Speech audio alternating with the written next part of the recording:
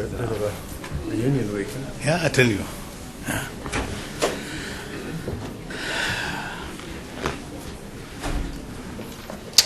Good morning and welcome to all of you. And a special welcome, of course, to our distinguished guest, Dr. Salim. For those of you who may be new to the Wilson Center, and the Wilson Center was established by an act of Congress in 1968 as the living memorial to President Woodrow Wilson, America's only president to have a PhD individual who was very committed to bringing together the worlds of policy and the world of ideas. That is the Center's mission. We're a neutral, nonpartisan institution designed to encourage research, debate, reflection, scholarship on a host of national and international issues. One of the most rewarding aspects of my tenure as Special Envoy to Africa's Great Lakes region was getting to know and to work with our distinguished guest, one of Africa's most experienced diplomats, one of the continent's most eloquent voices. Dr. Salim Ahmed Salim was the longest-serving head of the Organization of Africa Unity, having served for 12 years in that role. And today he continues to play a variety of roles at all levels, national, continental, international. In Tanzania, he serves as the chairman of the Board of Trustees of the Mwalimu Nyerere Foundation and the chancellor of the Hubert Kairuki Memorial University. Most recently, he was appointed the Africa Union Special Envoy for the Inter-Sudanese political talks on Darfur. He also, among many other activities, continues to serve as chair of the advisory board of the South Africa-based Institute of Security Studies and chair of the International Board of Trustees of Africa Humanitarian Action. Internationally, Dr. Salim today serves as co-chair of the Eminent Persons Group on Small Arms and Light Weapons, as a member of the Board of Trustees of the International Crisis Group, as a member of the high-level panel on threats, challenges, and change that was appointed by the United Nations Secretary General. It is impossible in a few brief moments this morning to capture the full breadth of Dr. Salim's political and diplomatic experience, but it has encompassed the roles of Tanzanian Prime Minister, Defense Minister, Minister of Foreign Affairs, Ambassador to Egypt, China, India, the United Nations. He served as President of the UN Security Council. He has served as President of the UN General Assembly. In an earlier period as President, when I think was the first period in which we actually encountered one another, in his connection with his role as President of the UN Special Committee on Decolonization and also chairman of a major international effort directed at sanctions on South Africa. Today, Dr. Salim drawing on the extraordinary political and diplomatic history that he has enjoyed, will speak on the changing face of African unity. And following his remarks, he has indicated his pleasure at receiving questions from the audience. It is with really great pleasure and great privilege to introduce to all of you Dr. Salim.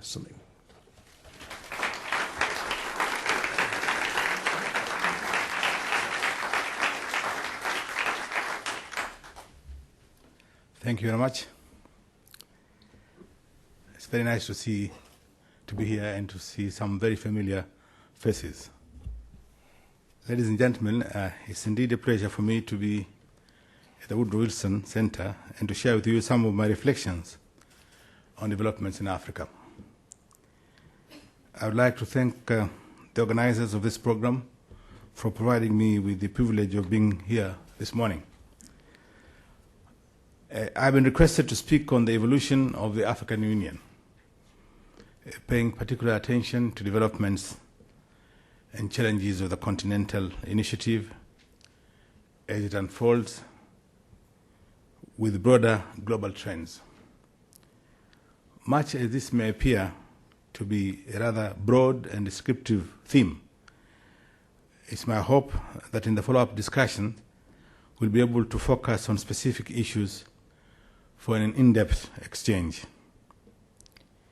In my view, situating the discussions within the framework of Africa's quest to achieve unity and integration can properly capture the nuances involved in a reflection about the African Union and the challenges encountered. When perceived in this context, the milestones achieved by African countries and the challenges that are confronted can perhaps be better appreciated. A discussion about the African Union has to underscore three main dimensions of the initiative. First and foremost, the project is a vision of a destiny that the continent desires to attain. Secondly, it's a vision that is operationalized through a process of integration, and in this respect, manifests and encounters the challenges of integration. Thirdly, as it is in the case of similar undertakings, the African Union can be realized through the construction of an appropriate institutional architecture, a process that generates its own dynamics. In order to understand these three dimensions of the African Union, it is useful, in my opinion, to take a historical perspective. Such a perspective can help in asserting the fact that the African Union is not a recent initiative. Such a perspective also allows us to appreciate the achievements that have been made and acknowledge the mistakes committed.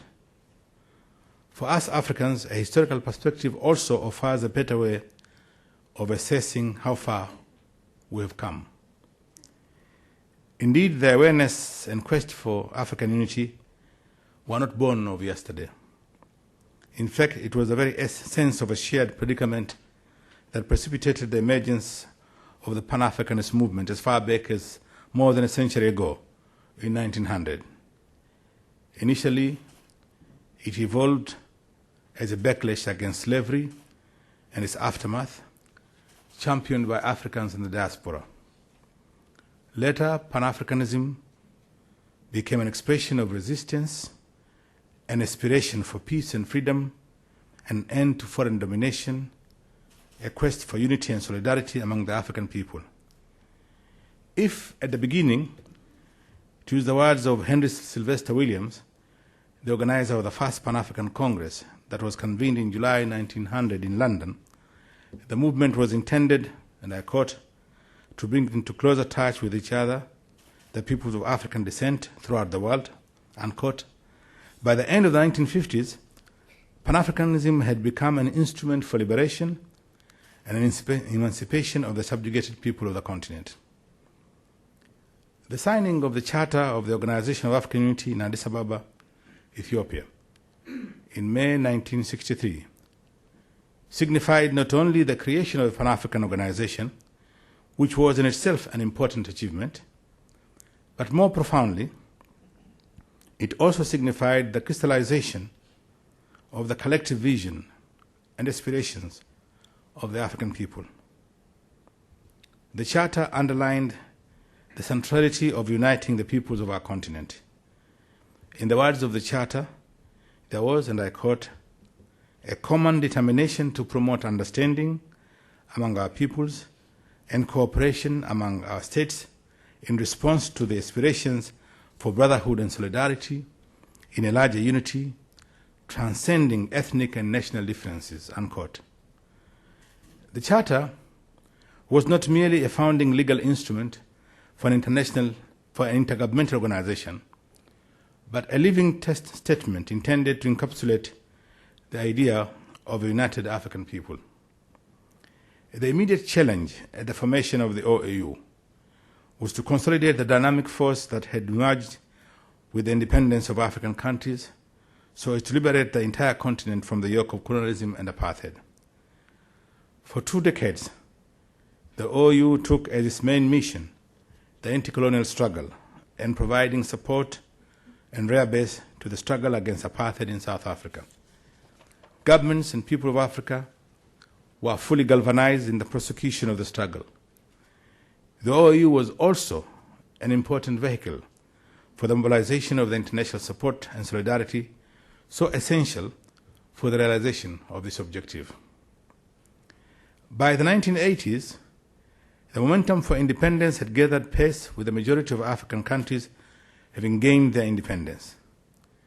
At the same time, the experience of pursuing strategies of development had revealed that in the 2 decades during which the newly independent countries had initiated major transformations in the political, social, and economic sectors, the fragmented economies and the lack of linkages among national systems, and in some cases, wrong policies and priorities, were acting as a fetter for rapid, sustainable development for the people of the continent.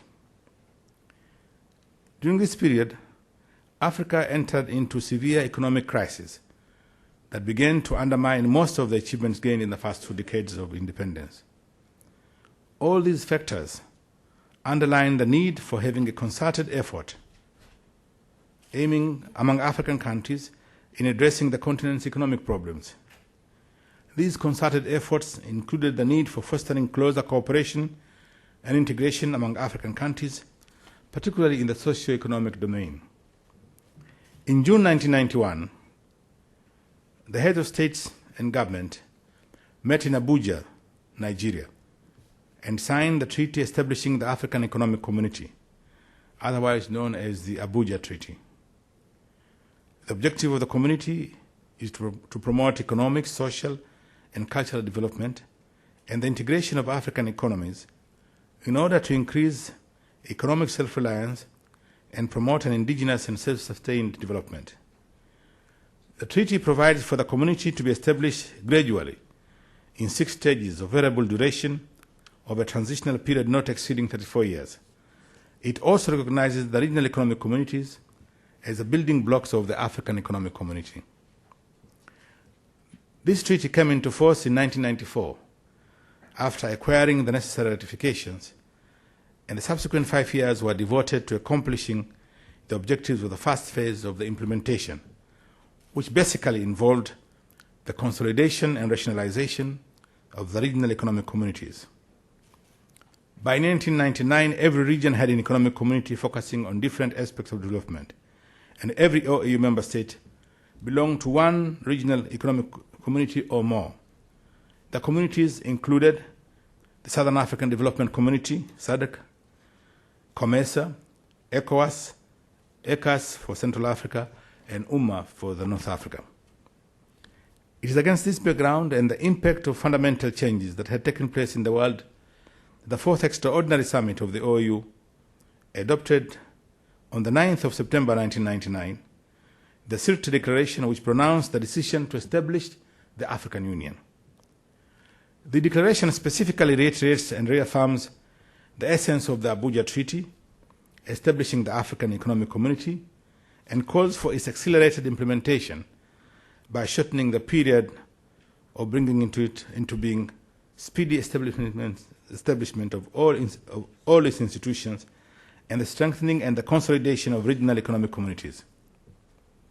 In institutional terms, the operationalization of the decision involved the preparation of a legal instrument that is acceptable to all the member states. This involved clearly articulating objectives and principles of the organization, delineating its authority, functions, structures, and regulations, all of which entailed addressing the fundamental question of what kind of union is being desired.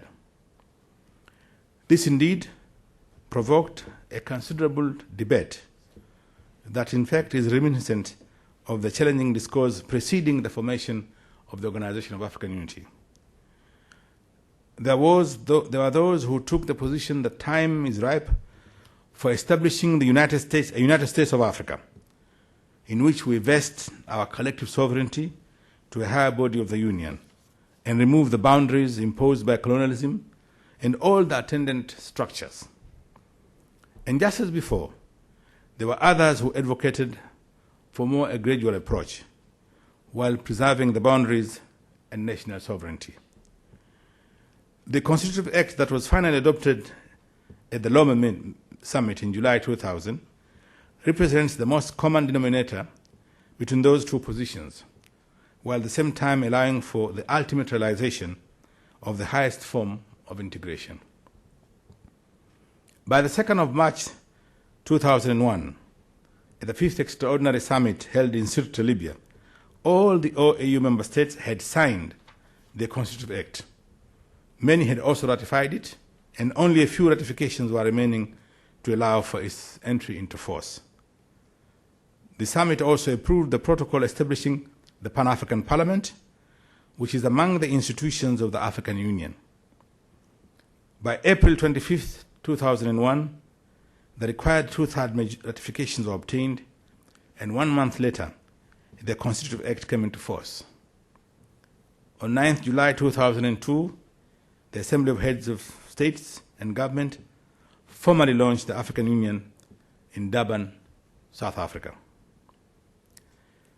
The speed and enthusiasm demonstrated in approving and ratifying the legal instruments of the African Union was, in my opinion, an indication of the commitment and determination to achieving closer unity among the African people. The important question at this juncture is, in what way does the African Union enhance the achievements of the Organization of African Unity and overcome its shortcomings? Evidently, it enhances the integration process in a number of ways. In the first place, it eliminates the separation between the OAU as established by the Charter of 1963 and the African Economic Community that was established by the Abuja Treaty of 1991. The existence of this superfluous institutional distinction tended to perpetuate the disconnection between the political and economic program of the continental agenda. The Constitutive Act, together with initiatives such as the New Partnership for African Development, NEPAD, forge a synchronized strategic orientation, thus pooling all resources together and provide for a concerted action. It is in this regard that the African Union broadens the scope of integration, even though it allows the maintenance of inherited boundaries and the individual sovereignty of member states. The provision for the establishment of financial institutions and the allowance for the Union to intervene in member states in some circumstances have introduced a progressive dimension to continental relations, transcending the disparate national spheres of authority in critical domains. Similarly, the incorporation into the Constitutive Act of important elements such as peace, security and stability, democratization, human rights, the rule of law, promotion of gender equality, science and technology, revitalizes the continental agenda and broadens the space of integration. Indeed, the commitment of the African Union leaders to work together towards a peaceful and speedy resolution of all conflicts, both intrastate and interstate, is a reaffirmation and confirmation of the decisions taken by the Organization of African Unity. It is a collective response to the horror of escalating conflicts with their devastating consequences.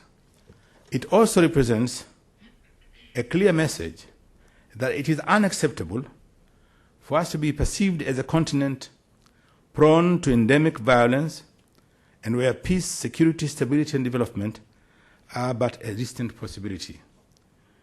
It represents a clear undertaking that peace and security and stability are a collective responsibility of the Africans and that it cannot be left to the idiosyncrasies of individual societies in the name of national sovereignty. The African Union in this respect is neither a completely new organization, nor is it simply a change of name and designation. It builds from the accomplishments of the OU and creates an elevated, dynamic, and engaging framework for fostering closer unity and solidarity among the African people. Ladies and gentlemen, the new framework accentuates the continental space vis-à-vis the national space. The competence of the African Union is much broader, and the institutional structures that have been provided for establish a dynamic framework for providing vision, leadership, and decision-making, for ensuring technical oversight and guidance, and for maintaining effective engagement and implementation in all spheres of the continent's development. It is now slightly more than 5 years since the Secretary Declaration of 9/9/1999. At the Fifth Assembly session of the Assembly of the African Union, held 3 weeks ago, some leaders expressed concern over the slow pace of consolidating the Union. Several important organs have not yet been established. The Commission Secretariat is still enhancing its capacities, and the specter of conflict is still haunting some of our countries. All this demonstrates that together, with a high commitment and strong determination, there are still challenges that have to be surmounted for the full vision of the Union to be realized. Let me briefly refer to some of these. One of the fundamental challenges is that of anchoring of the whole project within the initiatives and everyday activities and interests of the peoples of the continent. Indeed, the African Union is not simply an undertaking of heads of states and government. Neither is it merely a responsibility of the Commission Secretariat or those of the regional economic communities. The Union involves all of the African people as a collective, whether it is the Chamber of Commerce and Agriculture, the Confederation of Labours, farmers' cooperatives, youth, women, and intellectual organizations. All of us as Africans are stakeholders in this undertaking, and therefore we need to take ownership and engage ourselves in strategies of promoting closer interaction for our common good. In the OAU's 39 years of existence, the people have identified with its vision and mission. In the past 4 decades of my diplomatic career, and especially during the 12 years that I served as organization's Secretary General, I've had the privilege of traveling across the continent, literally in almost all the African countries, meeting with ordinary Africans from all walks of life. A consistent message that I received from them was that the continental body had to do more, engaging in all the domains of Africa's development. People were expecting more from the OAU in promoting their interaction and addressing their everyday problems. They considered the continental organization to be a legitimate actor in their daily existence. Yet, despite these expectations, the OAU had not succeeded to sufficiently involve the ordinary Africans in its activities. This is a deficiency that had weakened the effectiveness of the organization. By allowing it to become a preoccupation that essentially concerned African heads of states and their governments, the OAU lost a major component that would have reinvigorated its dynamism. It is my considered view that a closely involved civil society into the affairs of the continental organization would have enhanced its accountability, revitalized its role, and reinforced its impact in the continent. Fortunately, the architects of the African Union have recognized the paramount importance of this factor right at the inception of the organization. Embedded within the structures of the Union is a strong component of people's participation through their representatives in the Pan-African Parliament and through their civic organizations in the Economic and Social and Cultural Council. Furthermore, the role of the people has been given prominence in the pronouncement of African leaders on the African Union and in the various details issued by the Commission of the African Union. A major challenge is how to operationalize this cardinal principle and to ensure that the people are effectively engaged in the integration process.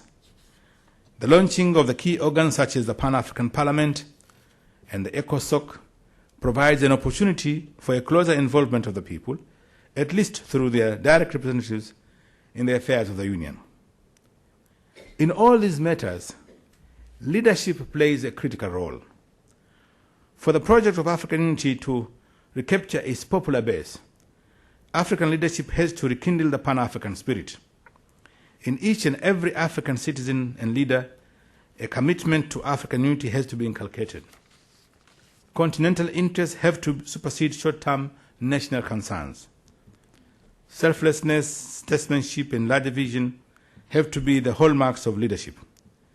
It is such leadership that can give a progressive interpretation of the Constitutive Act, which, on the one hand, reaffirms the principle of respecting borders existing on achievement of independence, and the principle of non-interference by any member state in the internal affairs of another, and on the other hand, provides for the establishment of supranational financial institutions and allows the Union to intervene in a member state pursuant to a decision of the Assembly in respect of grave circumstances such as war crimes, genocide, and crimes against humanity.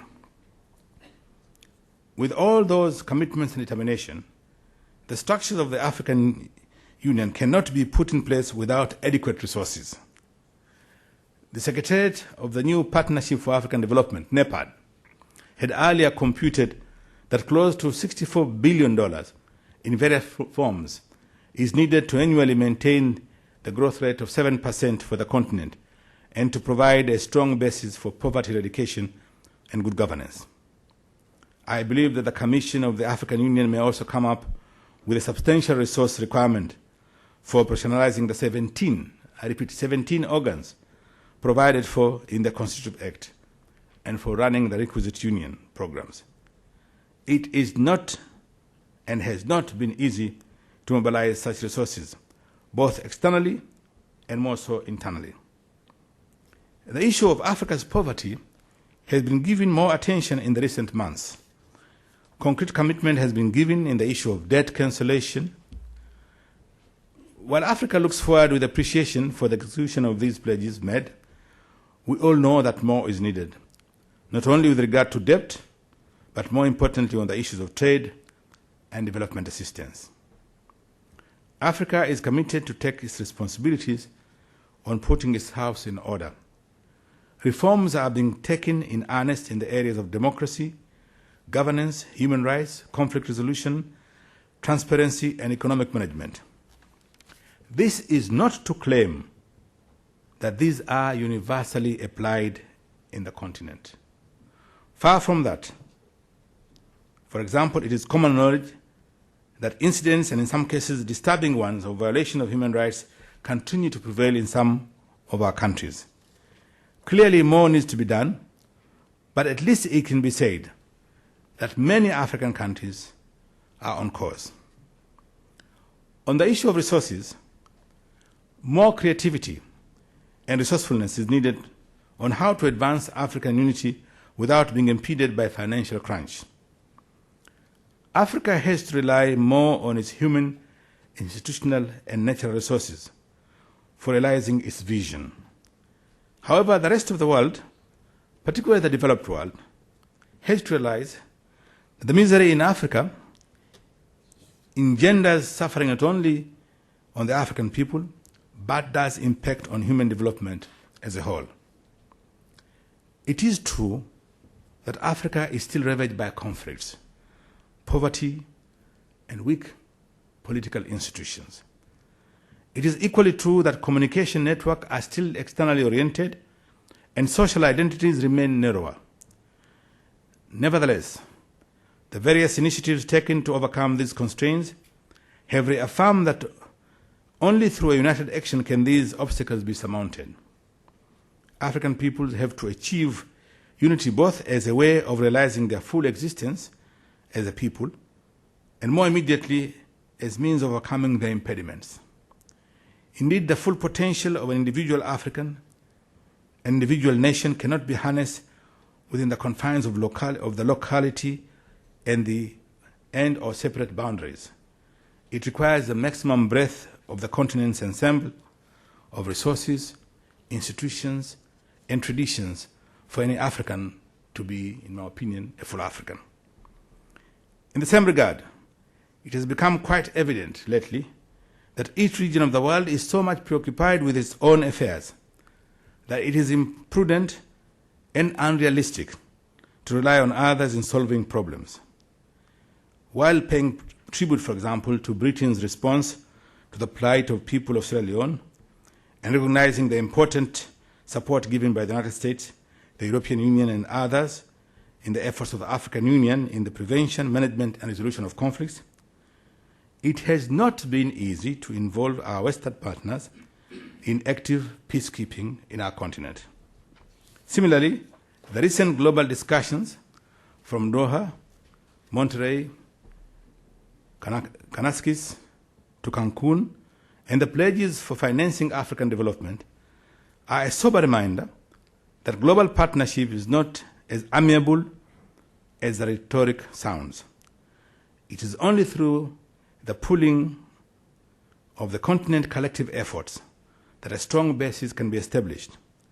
Unity is the only rational option for our continent. Having said that, however, it's important to recognize that the reinvigorated quest for unity, as symbolized by the decision to establish the African Union, coincides with the intensification of the process of globalization, which also has its own implications. In this respect, while Africa cannot but endeavor to position itself and maximize the benefits of globalization, vigorous pursuit is needed in overcoming some of the negative consequences fostered by this global force. Ladies and gentlemen, in its short existence, the African Union Peace and Security Council, which is a successor of the OU's mechanism for conflict prevention, management, and resolution, has already demonstrated that it is determined to act more decisively in dealing with conflicts that have caused so much havoc and destruction in our continent. For while the OU had since the Cairo Summit decision of 1993 been taking steps to confront this scourge, of its actions were limited in terms of impact. The deployment of AU military and security personnel in Burundi, its intervention in Darfur crisis, including the dispatch of thousands of troops which are in the process of being augmented, as well as the organization's readiness to send AU forces to the Eastern Democratic Republic of the Congo, as well as Somalia, testify to an enhanced commitment on the part of Africa through its Peace and Security Council. The support given by Africa's international partners has been pivotal in facilitating these actions by the African Union, which have also been made possible by the clear mandate enshrined in the Constitutive Act of the African Union. Yet it must be stated that this support, which is highly appreciated, is still not commensurate with the requirements of the situation. Africa's political will to forge ahead in dealing decisively with conflicts continue to be hamstrung by logistical and financial difficulties. The pace of deployment in Darfur, for example, is largely attributed to this. Last Friday, I was in Addis Ababa discussing with the chairperson of the African Commission and his colleagues concerning the preparations for the forthcoming inter-Sudanese peace talks on Darfur, scheduled for the end of August this year. I was made aware of these difficulties, including the efforts which are currently being made to get the necessary financial resources for the peace talks themselves. Ladies and gentlemen, the notion of the global village that is now in currency derives from African traditions. In its indigenous sense, a village is not simply a small human settlement. Rather, it is a social organism characterized by fraternity and collective concern. No one part of a true village can be allowed to languish in misery while the other part basks in affluence. Furthermore, the importance of shared concerns and solidarity is all the more relevant and urgent today as we face the major crises and threats, both natural and man-made, including the AIDS pandemic and the scourge of terrorism. The global village should not lose this cardinal principle of its primogeniture. The quest for African unity needs to be complemented by the earnest efforts to streamline global relations so that inclusiveness is enhanced. Finally, I am of the firm belief that all these challenges confronting Africa right now are not insurmountable. Despite the emerging divergent contours, global trends at this conjuncture tend to favor closer linkages and the formation of larger units. Africa should harness this advantage of globalization and steer it towards realizing the people's vision of establishing an effective African Union. There is, in my opinion, no other rational choice for the people of our continent than that of enhancing their cooperation and integration. The vision itself is clear. The architecture is being constructed, and the momentum has been unleashed. Africa cannot afford to fail. Thank you for your attention.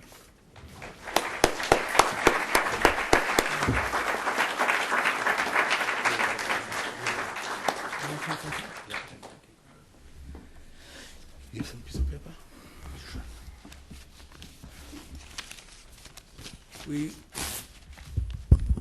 We will turn now to the questions from members of the audience. I would like to ask that you each, we'll have a microphone that will be circulated because of this is being webcast and telecast. And so would you raise your hand, the microphone will be sent to you. We'd ask that you, in asking your question, be very brief to allow maximum time for as many questions as possible. Well, let me offer the first question, if I may, and we'll probably take about 3 questions and package them so Dr. Salim can work with all of them at once. You mentioned toward the close of your remarks, Dr. Salim, the issue of Darfur, and I suspect that your new role is probably one of the most challenging you've ever had to assume as a principal mediator on behalf of the African Union of the Darfur talks. But could you share with us some general assessment of how that is going? And then let's have a couple more questions in the back there. Yeah. Mm-hmm.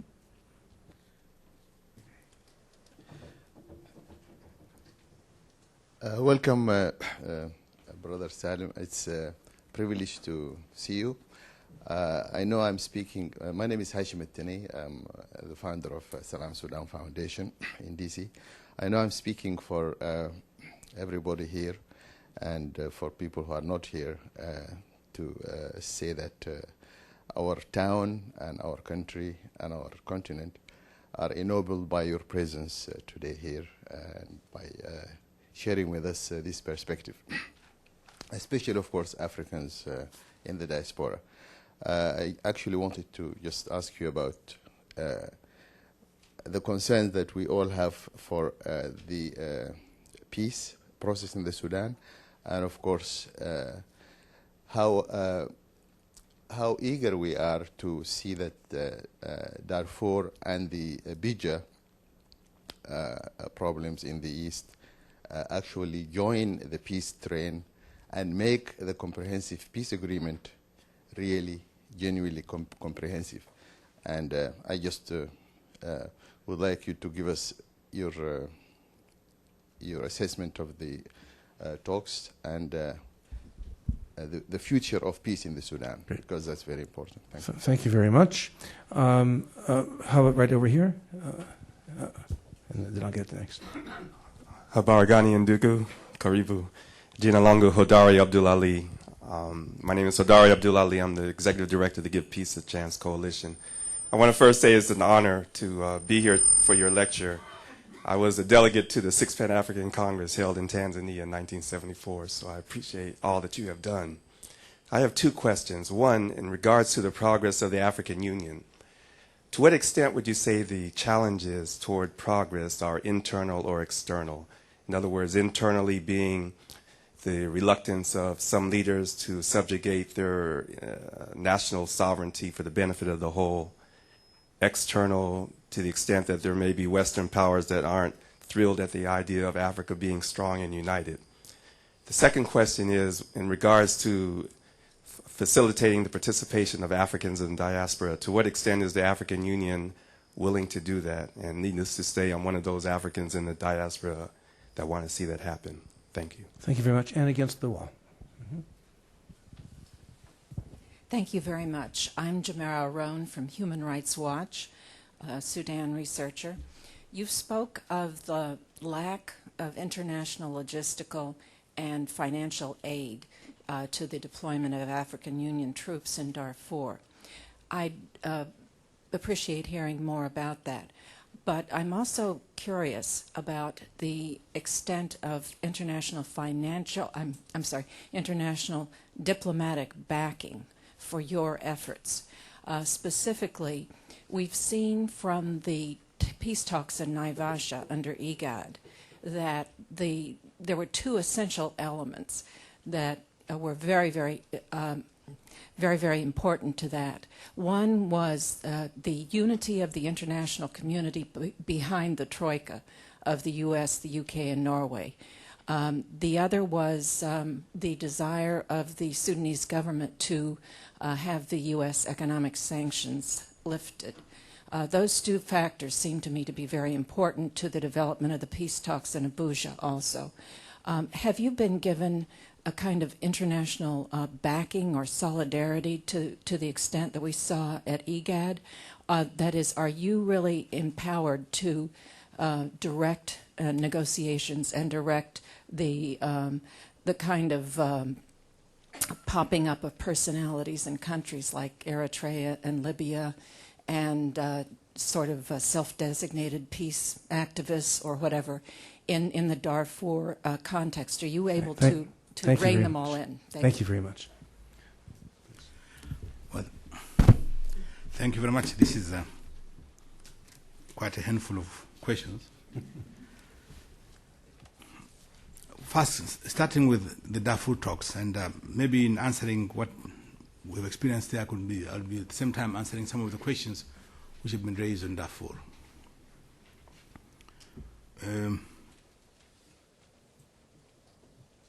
I was appointed as special envoy and chief mediator of the talks at the end of May.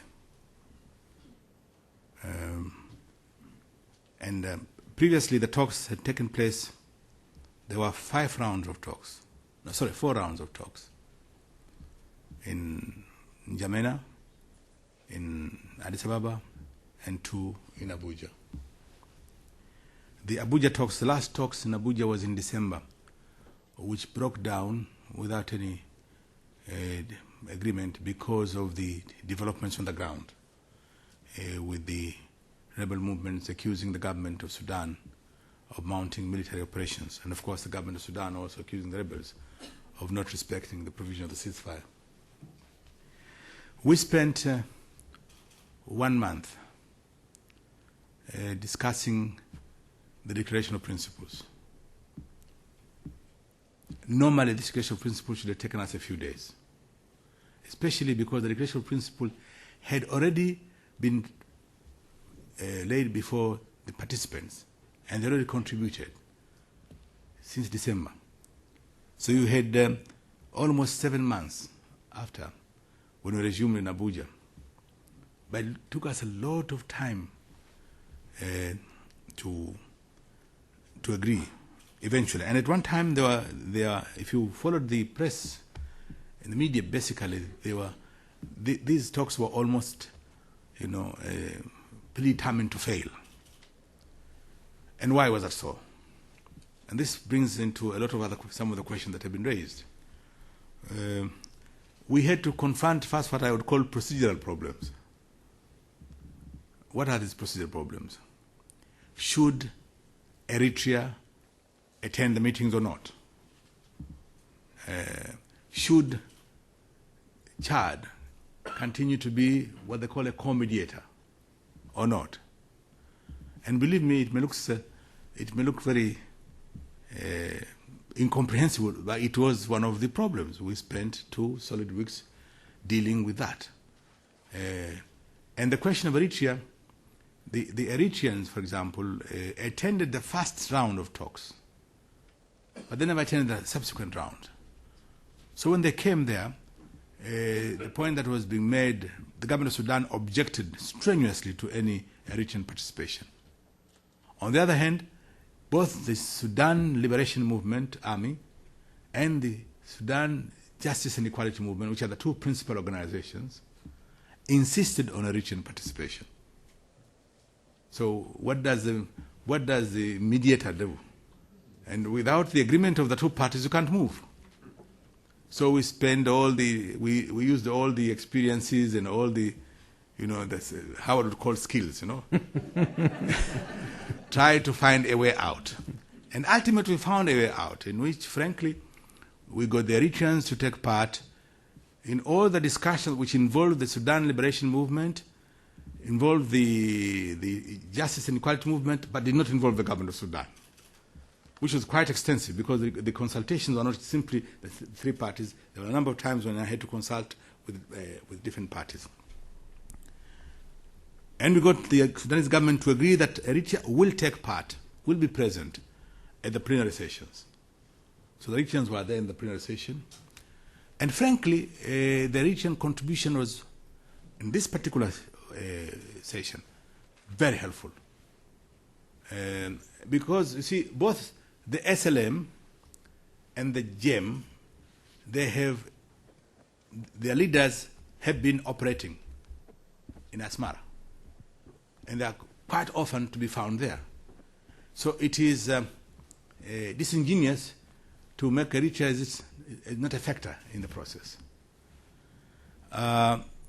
My hope, and I had this discussion with the chairman of the African Commission and also with President Obasanjo, that really we must try to solve this procedural problem before the next round. Because I believe we'll have the same problem again when we resume in August if this thing is not solved. So that is, we spent some time on Eritrea.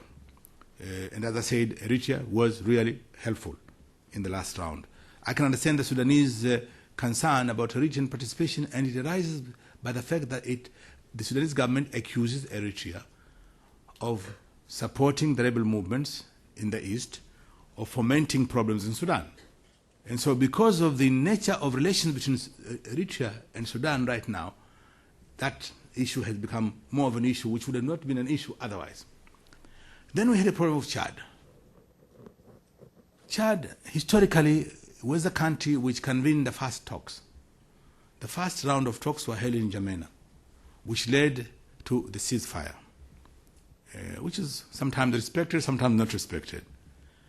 But then Chad handed over the process to the African Union. And the African Union asked Chad to continue as a co-mediator. So you had the African Union Special Envoy as the mediator, and Chad with an AU team as co-mediator. Again, when we arrived there, that should not have been a problem for me. But then the problem, when one of the movements, the Justice and Equality Movement, they say under no circumstances do they recognize Chad as a co-mediator. And for as long as Chad is in the room, And as long as you have Chad sitting beside the mediator, we will not be there. So we spent almost another week trying to reconcile this point of view. You know, ultimately, again, we devised some skillful method, for example, of not putting somebody's nameplate. So we succeeded in that. I said, okay, even myself as mediator, there's no nameplate saying mediator, so we just say here, chair. So we temporarily succeeded, but we still have a problem, and we have to sort out this problem, because Chad, on the other hand, whatever the views of GEM, Chad is an important factor in the solution to the Darfur crisis, because it can either be a factor for the promotion of peace or a factor for destabilization. And my own view is that we must involve Chad.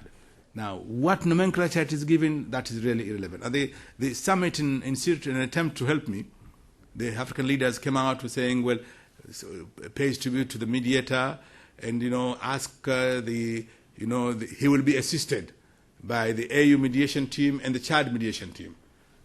It's a lot of words, but in reality, it hasn't changed the equation yet. So I hope we'll be able to solve that. Now, in this, and I want to ask to respond to the question raised last on this.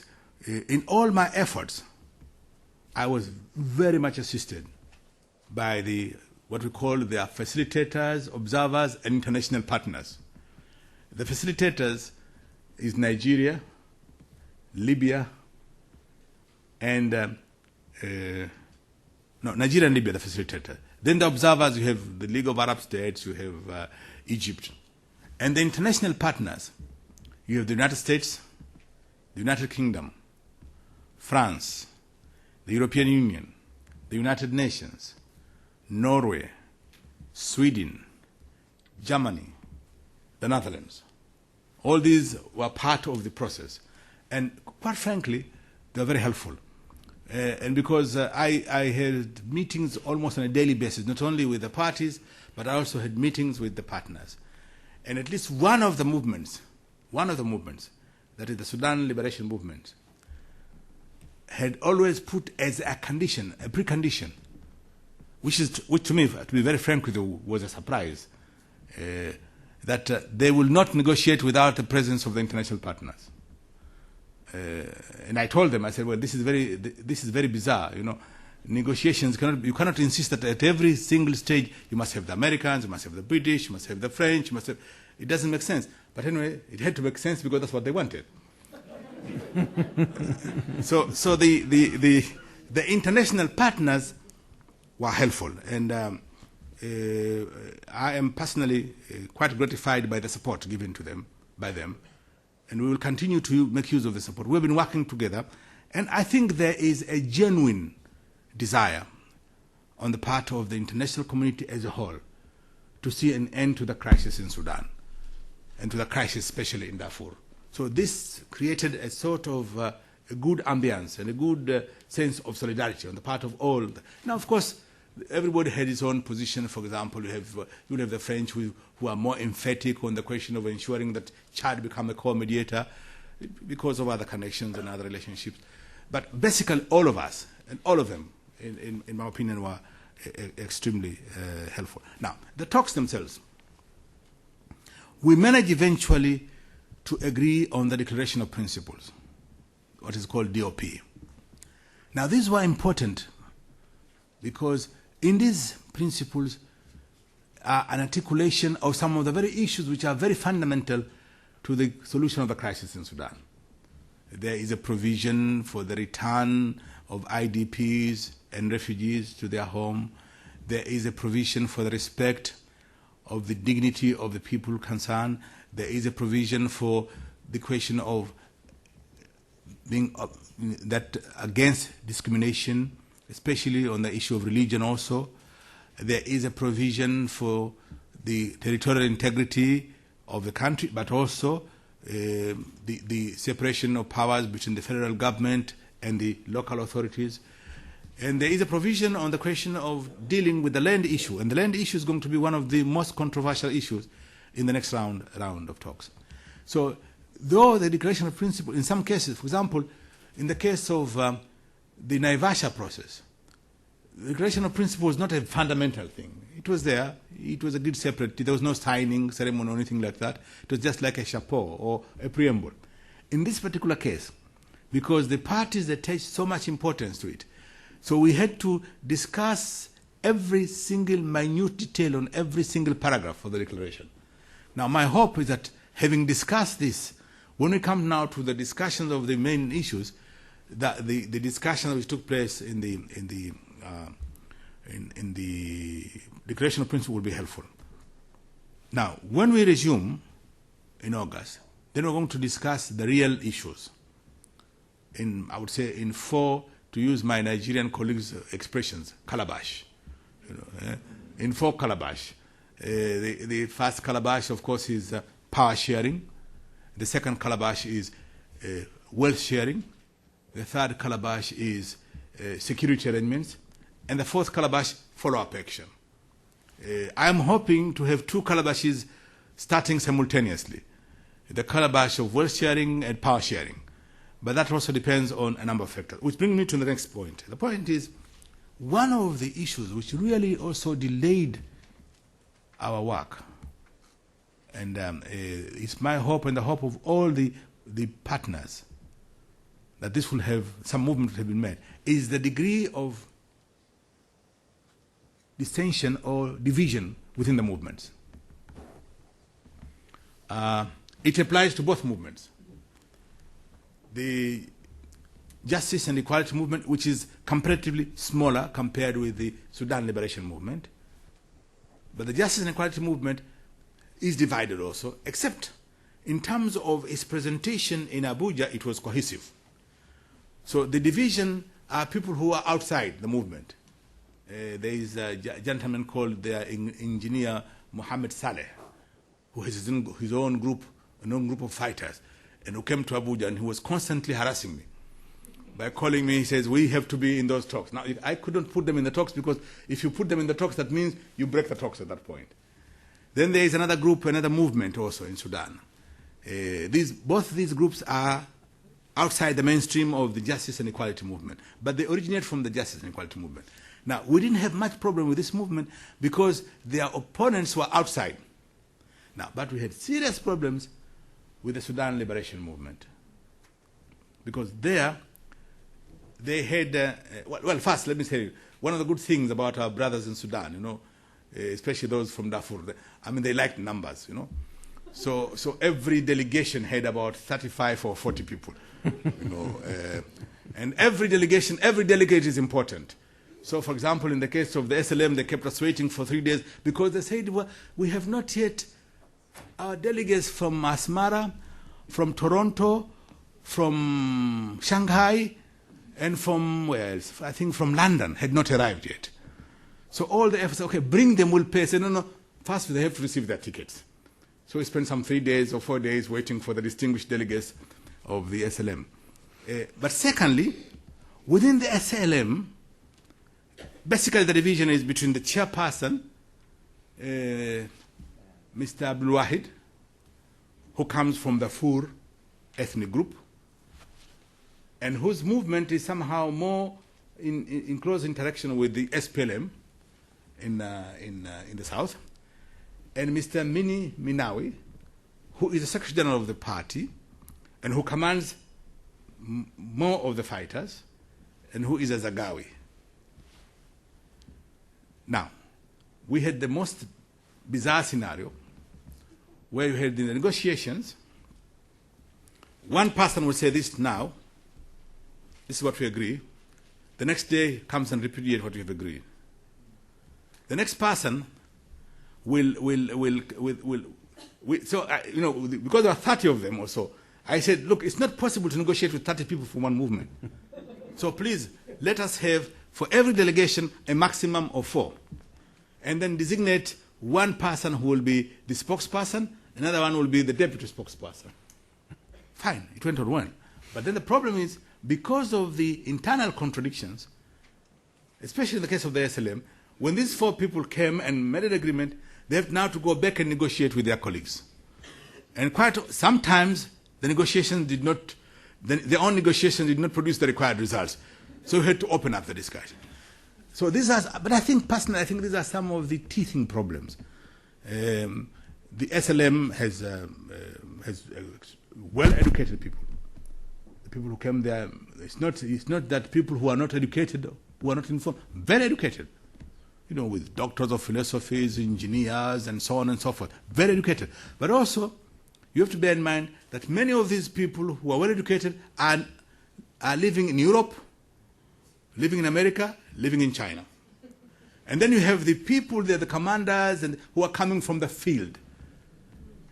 And to bring the convergence of the elite and the intellectuals with those who are actually doing the fighting itself is a process. And so what we are hoping that this recess between the time we adjourn in July to now will give the SLM an opportunity to get its act together and provide a leadership which is, whatever the differences, will be able to speak with one voice.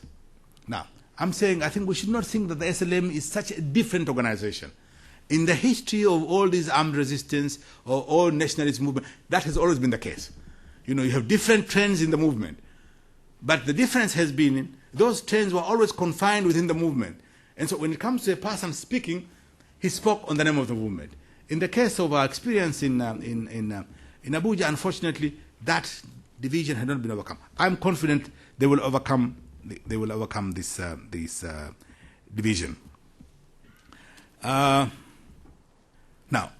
as to the prospects, and I would also, in this context, also refer to what our brother Hashim said about what is the future of the Darfur peace process, not only in the question of Darfur, but also in Eastern Sudan. Now, I cannot speak, I have to be very careful. My mandate is restricted to the Darfur. So, but I am quite aware and conscious of the fact that you cannot take these things piecemeal alone, that there are efforts now being made to start negotiations on the issue of the Eastern Sudan. But as far as Darfur is concerned, I think in my conversation with all the parties there, both the government of Sudan, the SP, the SLM, and GEM, I really detected a genuine desire to move forward. I detected this genuine desire to move forward.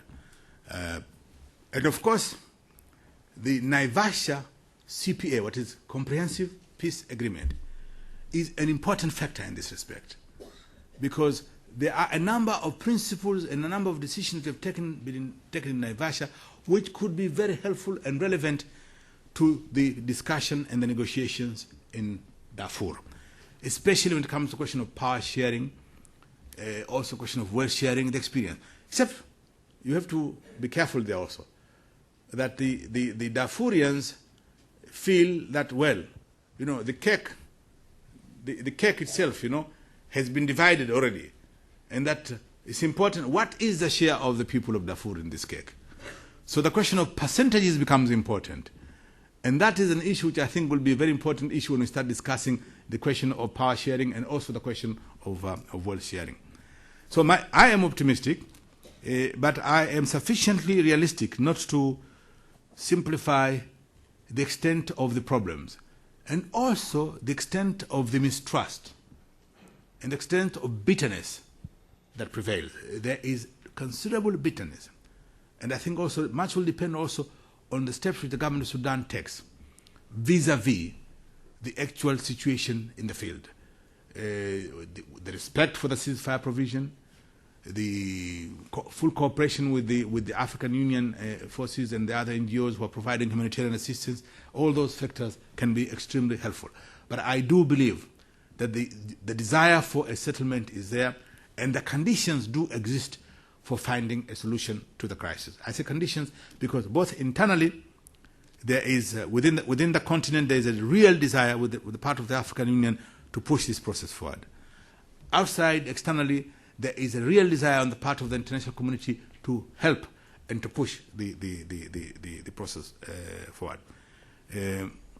So I am cautiously optimistic that in the next round, well, there are those who say, well, maybe the next round should be the last round.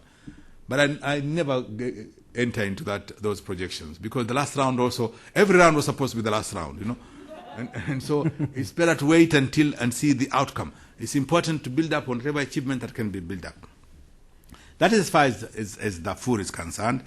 And I know this is an issue of real importance as far as the Africa is concerned. Now, I think the question was also asked about how much financial support and how much logistical support we are getting. I would say really, in reality, there is support. And as I said at the beginning, we appreciate that. But the support is not enough, both in financial terms and in logistical terms. The pace is very, very slow. And because the pace is slow, you know, and especially when you deal with an organization which is, these two undertakings are the most major undertakings in the history of the African Union or the history of the OU for that matter. You need to build capacity, you need to provide the necessary withdrawal, and so on. And so that has been slow. And I would hope really that there would be a more speedy response coming from our partners, and also a more speedy provision of finance. Declarations and commitment of financial support are there, but the translation of this commitment into concrete things takes time. You know, I've dealt, when I was secretary of the OU, I dealt with our friends in the European Union, and one of the things I learned, the most difficult bureaucracy was the European Union. The time it takes between the declaration of state of support and the actual disbursement is simply ridiculous, you know. And fortunately, you have the commissioners now of the European Union saying the same thing. So I hope this process will be overcome.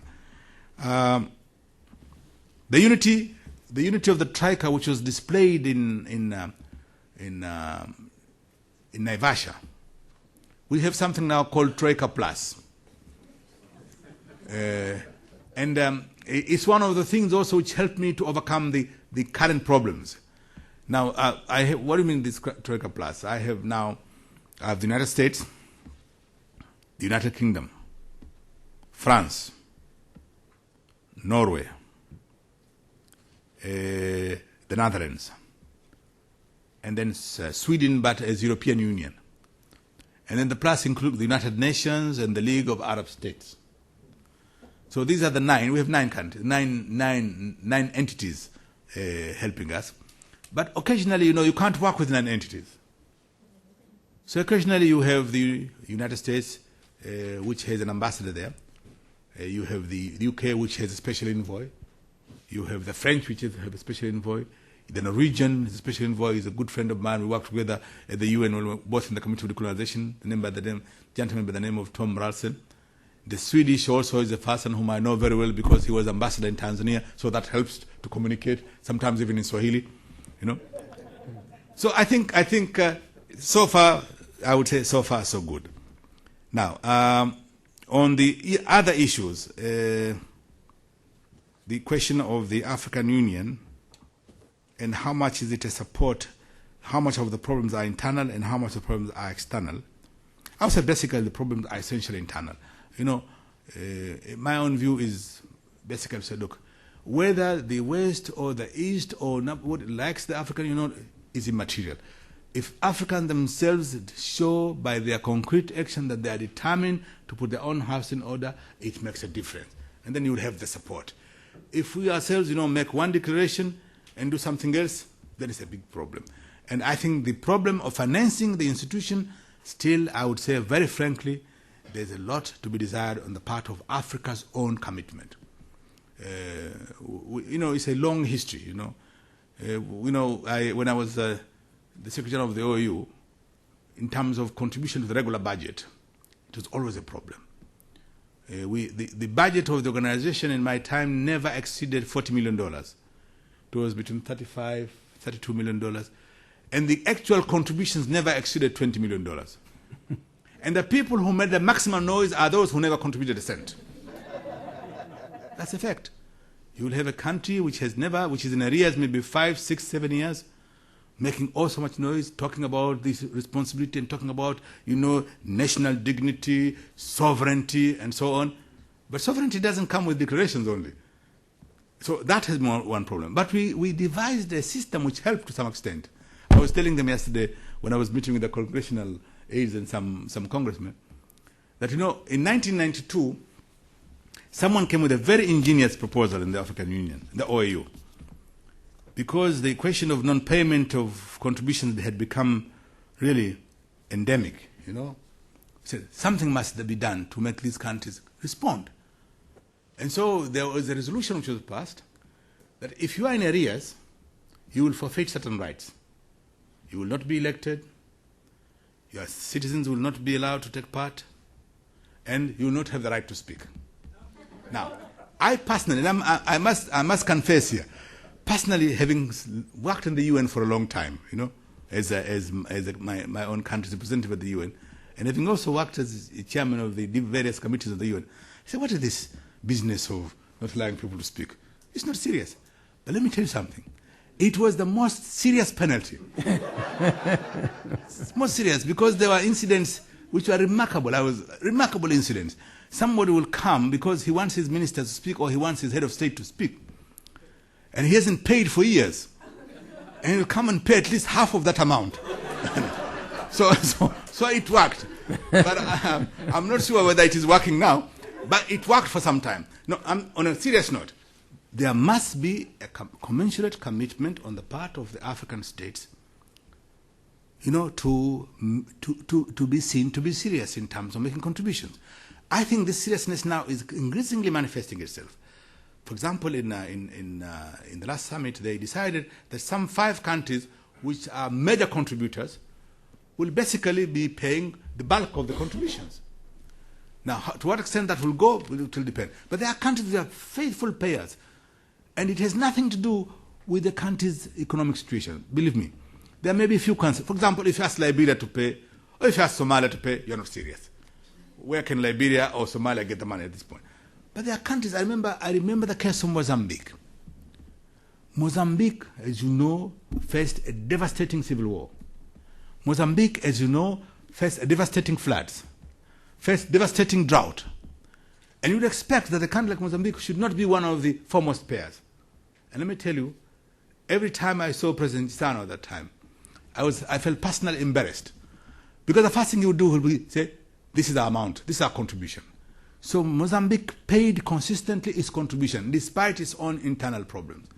So to tell me that, no, we have special difficulties, special situations, there may be in very few cases, but in most cases, it's a lack of will to really contribute. So much will depend on what African countries themselves do as far as the question of the strengthening of the African Union is concerned. Now, our friends, there are different attitudes.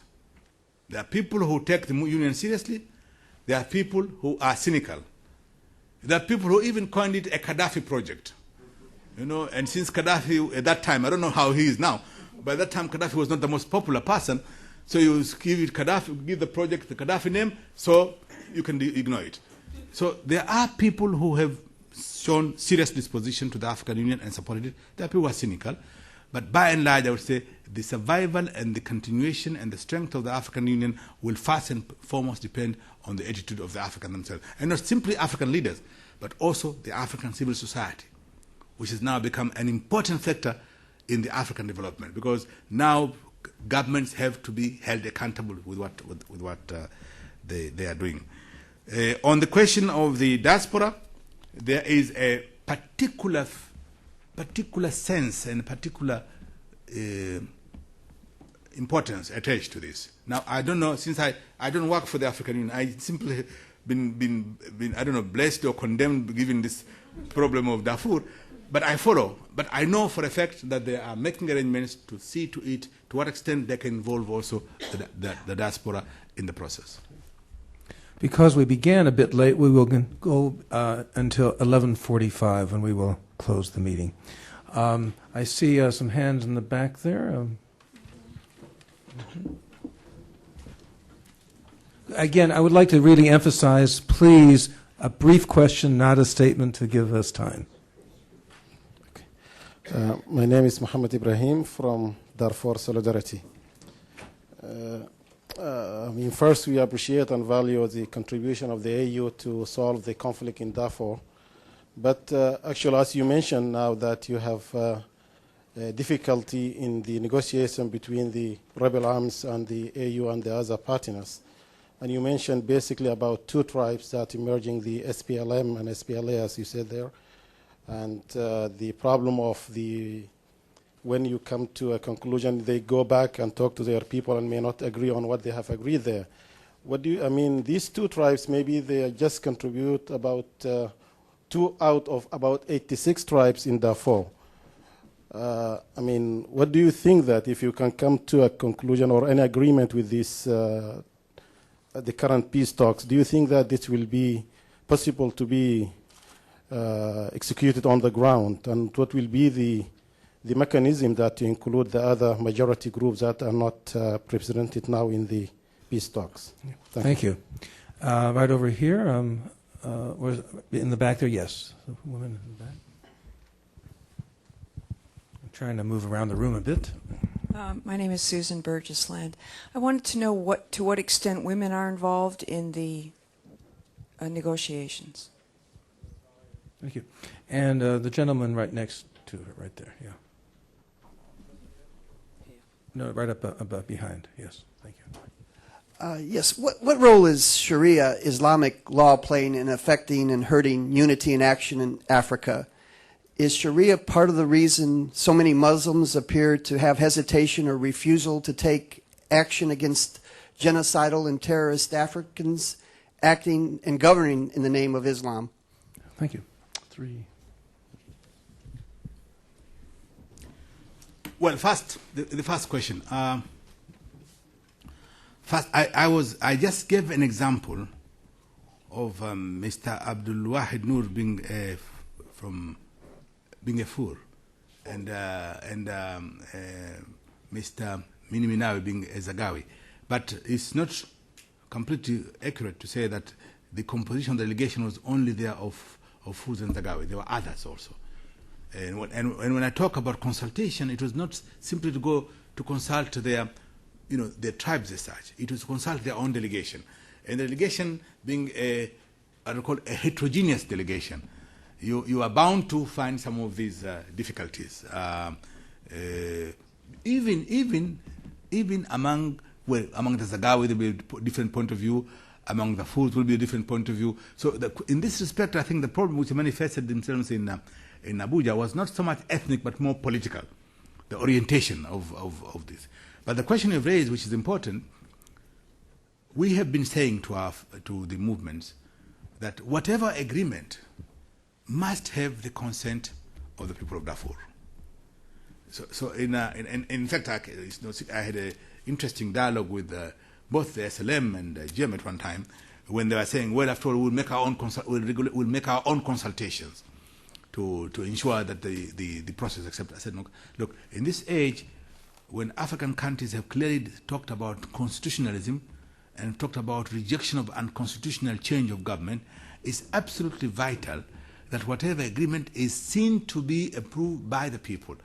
Because otherwise, simply because you have arms, you've taken arms to resist the government, then it does not entitle you to speak in the name of the people, though you may be representing the aspiration of the people. So there must be a mechanism. And that is one of the things which is provided for in the agreement. Even in the Declaration of Principle, we talk about Darfur consultations, which will ensure that whatever agreement that is reached upon there, it has the consent of the people. To what extent have the women been involved? I would say, frankly, I would have liked to see a greater involvement of the women in the negotiation than has hitherto been the case. Even though, I must say, all the 3 delegations had among their membership the women participants, all 3. The government of Sudan had women, the GEM had women, and the SLM had women. They were not the articulate proponents in the negotiations, but behind it, and I'm sure I know, for example, some of the women were the ones who are giving a very tough time to the government of Sudan in the course of the discussion. I mean, because they had a room consultation which was almost near my office, so I could hear some of the things which are going on. You see. And believe me, it was not my intention to listen, you know. Sharia is first, I don't think the support for Sharia or against Sharia has nothing to do with the reluctance to prosecute those who have committed violent crimes or acts against humanity. No, Sharia has nothing to do with that. I mean, and I think it would be a big mistake to link Sharia with any of the situation. Of course, Sharia itself is controversial, and it's controversial among the Muslims. Forget about controversy about the non-Muslims. I mean, I have been in Sudan. You know, I've been to Sudan, and I know my Sudanese friends very well. You know, and I know what they like, what they do at night, and all that stuff, and so on. So really, Sharia. There are people who believe very strongly in Sharia, but there are people among the Sudanese who are Muslims, dedicated Muslims, but who don't believe in Sharia. So I think the judgment on Sharia is not yet out, as far as I'm concerned. Even in the case of Sudan. But in a society like Sudan, it's like a society like the society I come from. One has to be very careful with these issues, you know, because I mean, you know, you come from a society. I mean, let me give you. I won't talk about Sudan, but I think Sudan is not very different from Tanzania. I come from a country where, you know, we have Muslims, we have Christians, we have people who believe in their own traditional way of worshipping God and so on. And all these you have to believe, you have to respect them. You know, in our situations, you have a Muslim family with part of its branches is Christian. You have Christian family, which is half Muslim. So in a society where, you know, which is cosmopolitan in society, and I said Sudan, in fact, is a macrocosm of Africa. And that's why some of us who believe strongly in the unity of Sudan believe that if Sudan succeeds, Africa succeeds. If Sudan fails because of the differences of religion, of color, of racial coloration, well, then we have a problem. And that's why I think the leadership of Sudan has to take this into account. They have to know that really there must be, there must be respect for everyone. The diversity of Sudan must be respected. And every constituent part of that country is as important as the other. If that is not guaranteed, then we have a problem. No matter what agreements we can reach the Darfur Comprehensive Peace, we can reach the CPA in Naivasha, but underlying everything else is the desire and the commitment on the part of all those concerned to respect this diversity, both in principle but also in practice. So I would say that, and I would say it's not so much a Sharia business. If there is a crime, impunity must not be tolerated. There is no religion which tolerates impunity. So those who want to tolerate impunity they are the individuals or the leaders who want to tolerate impunity. It's not because of their religious belief. Thank you. We'll take one more round of questions.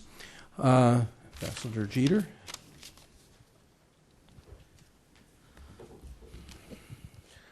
Dr. Salim, given the fundamental nature of the conflict in Darfur, Arab Africans versus, for lack of a better term, black Africans, what impact is that having on the AU, both immediate and long term? And secondly, the U.S. has declared that what's going on in Darfur is genocide. And I'd like to hear your reaction to that. I'd also like to hear your reaction to what the AU is doing about the systematic and unconscionable atrocities against women in this conflict. Thank you. Thank you. And right behind here. Yes, Dr. Salim, just a question is, given your background as a former head of state and a high-level and eminent person in international politics, to what degree has the U.S. war on Iraq limited its diplomatic and military capacity to be involved in places like Liberia in 2003, in Darfur from 2003 to the present? And to what degree has that war had an impact on your ability to negotiate with predominantly Muslim states vis-a-vis Darfur? Okay. And finally, right down here. Yeah. I know there are many other questions there, and I'm sorry can't accommodate them all right now on this occasion. Please. Thank you. Vivian Lowry Derrick, Academy for Educational Development. And thank you, Mr. Secretary General, for your true leadership, continental leadership across the continent. I'm going to change the topic a little bit and ask a question about Zimbabwe. You know, we all see that Zimbabwe is in a downward spiral, and it has implications for the region in terms of potential refugees, political and economic considerations. And I'm wondering if you think that the peer review mechanism is appropriate in Zimbabwe, and if it is not, then what could or should the AU do about the situation in Zimbabwe? Thank you. Thank you. I wanted to close on an easy question for you. I knew Vivian would bring Zimbabwe.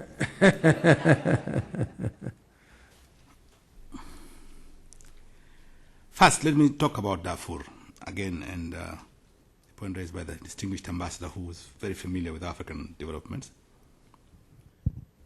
I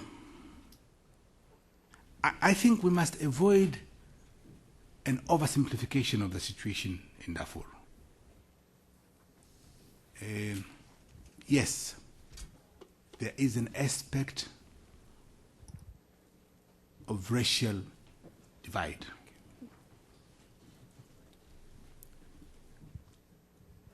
But I don't think this is a central aspect of the Darfur question. The historical evolution of the crisis in Darfur, the differences between the nomads and the pastoralists. These people had lived together for centuries. There were no problems in the past. Yes, there were skirmishes every year. When people came to graze, people came with their camels, they came with their goats, they came with their sheep. But the environmental degradation in the place, the drought, has caused enormous difficulties. And because of that, what was tolerated in the past was no longer tolerated.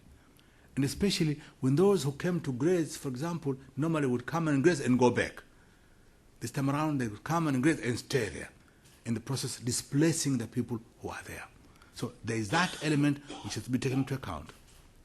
And this problem, I think, is important to view it not only in the Sudanese or Darfur context.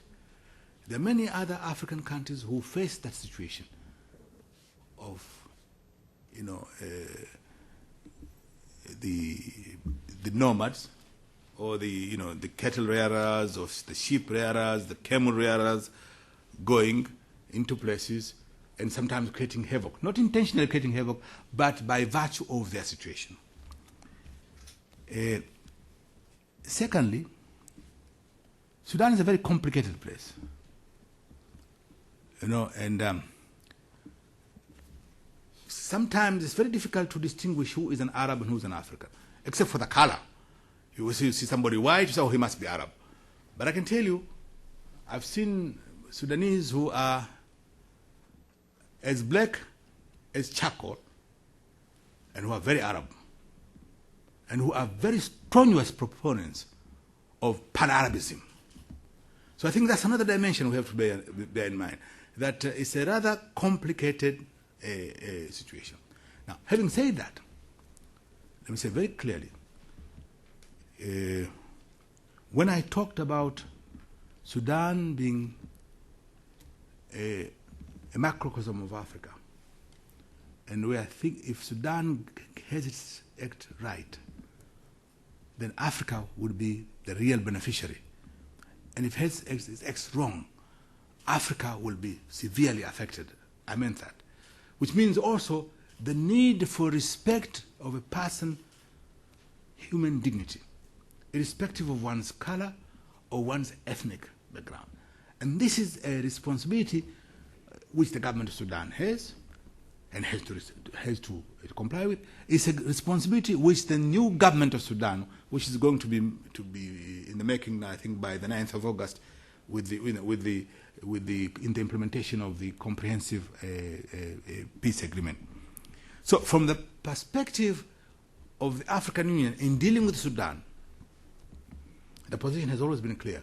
We take Sudan as a larger entity, but we also take Sudan that Sudan government must respect its people. I mean, I was myself involved in the negotiations between the SPLA and the government, because the war has been going on for 20 years. Millions of people were killed there, and so on. And it's a relief that now there is comprehensive peace agreement, and I would hope that all the parties concerned will make use of this comprehensive agreement to consolidate peace and to work for genuine reconciliation in the country. But since we were together in Addis, you know how we dealt with the issue of Sudan and so on. And sometimes it's very difficult. You know, I'll give you an example, Ambassador. I went to Khartoum I think 6 or 7 or 8 years ago. We were discussing then the question of religion. And I was arguing very strongly that, look, okay, fine, if you decide to have Sharia in the north, they said, fine. But then you have to think, Sudan is not only of Muslims. Sudan also is of Christians. So what happens to Khartoum? I asked this question. And you know who responded to me? There was a committee there led by a bishop. And it's the bishop who told me, oh, no, we can settle this problem. You know, so in a sense, the contradictions of the Sudanese society are really sometimes incomprehensible. So I think those of us who want to be helpful to Sudan must bear in mind these factors. I think the pressure should be exerted on the Sudanese where pressure is needed, but also we must all the time understand the complexities of Sudan. On the question of genocide, I will not get into that because there are two versions. The United States, has described the situation as genocide. The United Nations has not. The OU and the African has not. We said there has been a massive violation of human rights, but the African Union has not determined the situation in Sudan as tantamount to genocide. It has made it clear that we are opposed to all violations of human rights. Clearly, there have been violations made against women. And this is absolutely and totally unacceptable. And whatever that is done and the pressure that can be mounted. And I think the most effective way is, again, as I was saying before, is to strengthen the African Union troops in Sudan and to keep the pressure, the moral pressure on the leadership in Sudan. That they have responsibility, the government in Sudan has a responsibility to see to it that these things do not happen in the areas of their overall jurisdiction. Now, if I was reluctant to be comprehensive on this first question, I'm even more reluctant on the second question. U.S. involvement in Iraq and its implications. No, one thing I can say, I don't think that by virtue of U.S. involvement in Iraq and the consequences therein, the position of the world basically is basically unfavorable to the intervention in Iraq. Now, history will judge eventually whether that opinion is right or the other opinion is right. But that will not in any way, or has not in any way, diminished the position of the African, or anyone, or myself, for example, in terms of talking to members of the Arab League or Islamic countries on the issue of Darfur. No. I think there is no direct linkage there between the United States actions in Iraq and the situation in Darfur. The situation would be different, for example, if the United States were to move in troops into Darfur. Then that could be a different situation, and it could have a different ramifications. But for as long as these African countries which are dealing with this, with the support of the international community, including the United States, I have had no problem with that. And frankly, in the last talks, for example, the representative of the Arab League has been extremely helpful also in negotiating and articulating positions, not necessarily sometimes favorable to the government of Sudan, or for that matter, favorable to the position of the movements. Vivian, with your Zimbabwe. let me say this. I think the African peer review mechanism is still very valid in the case of Zimbabwe. Zimbabwe has a history. And I think that one thing I have learned, that the politics of confrontation with President Mugabe would not help. Have not helped in the past, will not help now, will not help in the future. The verbal, rhetorical condemnations, calling him a tin pot dictator, calling him all sorts of names, all that happens when you see the capacity to speak is not limited to one side. And so when somebody makes a big speech in London or elsewhere against Mugabe, you can be sure that President Mugabe would have his field day. He will have it in either in Harare, he will have it in Johannesburg, or will have it elsewhere. There are things which people have to genuinely understand. The problem of land in Zimbabwe is a genuine problem. Whether the way the government of Zimbabwe has handled it is the right way or not, that is debatable. But the problem has been there. The specter of a few people, most of them almost absentee, owning the great part of the land of the country is not sustainable, cannot be sustainable. Now, people ask, why didn't President Mugabe, why didn't the government of Zimbabwe wait for so long? The explanations for this. You know, in the Lancaster House negotiations, and before that, in the negotiation, which I was personally involved in Zimbabwe, we had this thing called the Geneva Conference on Zimbabwe. We spent 3 months in Geneva, very cold period, dealing with our comrades, Comrade Nkomo, Comrade Mugabe, Comrade Sithole, Comrade Chinamano, all these comrades, Even it led the British ambassador, who was Ivor Richard, who was very sharp, and he says, when they were filling the names, of the delegations, they say, so the delegation of ZAPU said Comrade Nkomo and all the comrades. Then the delegation of ZANU said Comrade Robert Mugabe and all the other comrades. So they put their names. The British delegation now felt Comrade Sir Anthony so-so. And of course it broke the ice, you see. But even in Geneva in 1976, the question of land became an issue. In London, the only thing which made it possible for the negotiation to go forward on the issue of land is because the frontline presidents as a whole collectively intervened to impress upon both Mugabe and Nkomo that this is something which can be settled later. So the constitutional provisions were such that, okay, in 1990, when the first 10 years of the constitution were to be reviewed, people pleaded with the government of Zimbabwe not to make an issue, because at that point in time, the situation in South Africa was changing. And if anything happened, it will affect. So there's a history to that.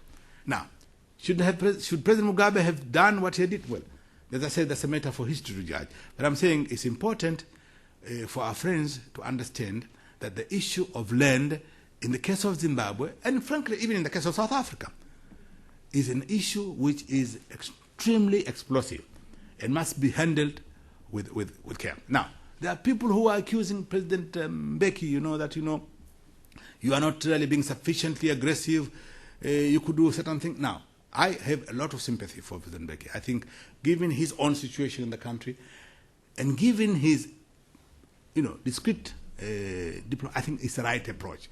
I think the discreet method of impressing upon the government of Zimbabwe that there is another way of doing things is the right approach. And I know also that African leaders in their own way keep on intervening on this issue. Now, I know this is a very sensitive issue. It's a very emotive issue, but I think it's important to understand the historical circumstances, to understand the actual situation that prevailed. Now, having said that, clearly, much more needs to be done. And my countrywoman, Anna Tibaijuka, was in Zimbabwe the other day and came out with a report. Now, she has been commended in some places, she has been demonized in other places, but in reality, what is obvious is that whatever the good intentions of the government in trying to find alternative places, the fact remains you have 700,000 or so people now who are homeless. Now, when you want to find alternative, you create conditions for the alternative before you start taking some of the measures they have taken.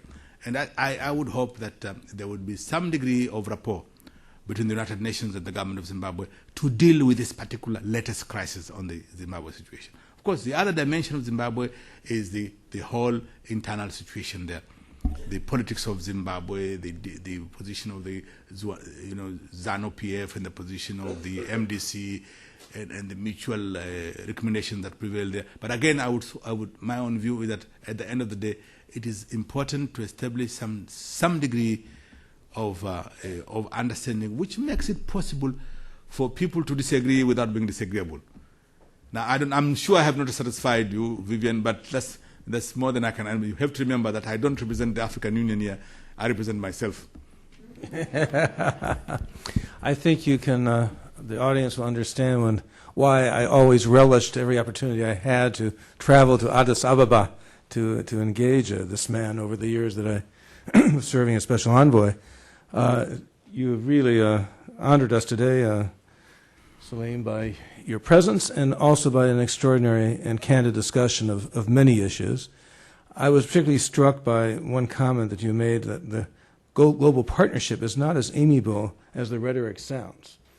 And my hope is that this discourse today and all of your other activities will continue to help build a deeper understanding in the United States and elsewhere that African development, that the success of the African Union is a matter of our own self-interest and of global peace and stability.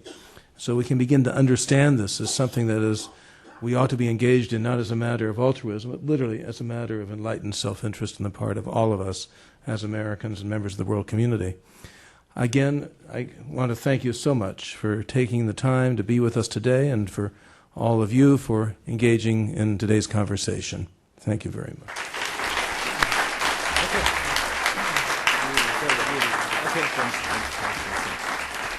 Thank you. You were as candid as you were last night.